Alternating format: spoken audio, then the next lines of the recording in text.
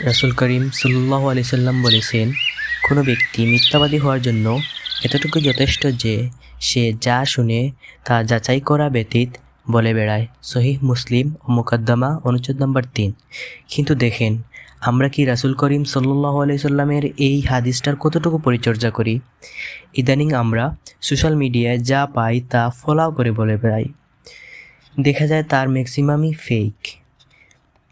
কিন্তু আমরা কোনো দল বা গোষ্ঠী বা কোনো ব্যক্তি অথবা কোনো বিষয় নিয়ে যদি কোনো রকমের কিছু পাই, তা যাচাই বাছাই করা ছাড়াই ঢালাভাবে প্রচার করি।